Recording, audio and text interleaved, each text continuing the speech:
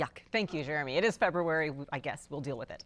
We are coming up on a key date if you want to take part in the state's first presidential preference primary in decades. Secretary of State Scott Schwab is here to fill us in. And yes, you have to kind of refigure your workload in the office. Yeah, and when's the slow time?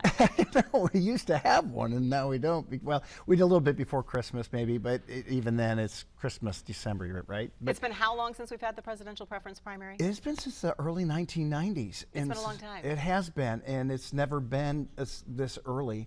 And we haven't had spring elections for almost a decade now. So we'll have 3 elections this year, which is not normal for us at all. No, a little bit different. So for people who are making their plans and wanting to update registration, do all that kind of thing, very important deadline coming up. Yes, so Tuesday is going to be the voter registration deadline and the advanced ballot application deadline. And the legislature merged those 2 days together. Typically, that's not the case. And then you start early in-person advance voting on the 28th. So, but even if you're going to be 18 in March for this primary, go ahead and vote to register now, because you don't have to be 18 to register if you're going to be 18 by the time of the election. Which is March? I got notes. It's March 19th. March 19th. It's not your typical first Tuesday. It's March 19th. Not. So if you're going to be 18 by March 19th, you can register now. Correct.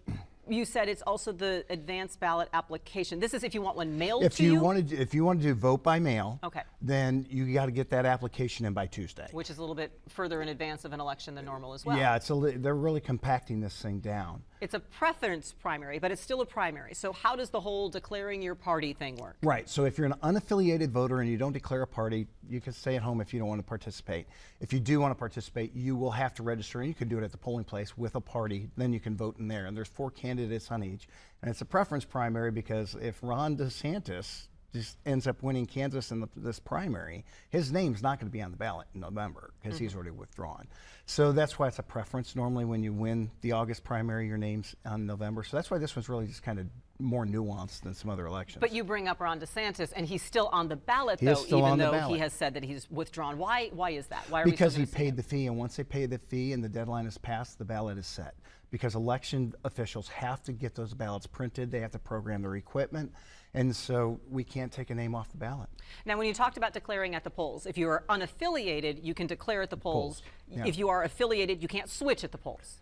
I believe you can, but we can. Yes, absolutely. And go to votekansa.gov, and it has all the information about this election and also our August election and November election this year. You still have to be registered by the Tuesday. By Tuesday, though. Very important. And then once you declare that party at the poll for the March 19th election, then that's what you're affiliated as. So if August rolls around, what would we have to do when August rolls around if what we voted in March isn't what we want to vote in August? Right, which there won't be a presidential name on the August ballot. Correct. There will be in November. So if you decide, I don't want to be affiliated with this party, you just re-register to vote again after that election, and you can unaffiliate, or if you want to switch parties, that's completely legal. Just meet within the deadlines. So there's a lot of that to keep in mind. Again, votekansa.gov. And you do still go to the polls at 7 a.m., 7 p.m. if you want to do the voting in person on election day. Yes. I'm a traditionalist. That's what I do. I take the family. Right. So, even though I'm normally working, it's like, come on, kids, we got to go. I got to go to work. And one other thing that came up this week, you did award some security grants. Why is security so important in elections, and what are you going to help these with this money? Yeah, we did some procedural audits in different counties because we have some turnover in our election workers, and so we found out some counties really didn't secure their equipment that well. Sometimes it's just in the paper closet and anybody's going in and out. So we put some basic standards of security for equipment and processes, but the counties didn't have the money for it. So we said, write what you need, and then we'll provide grants. We ended up doling out twice what I was hoping to have to pay, but we got to protect this equipment in a day where people are trying to steal election equipment, crack it open, take pictures, and put it on social, which China would love if that ever were to happen.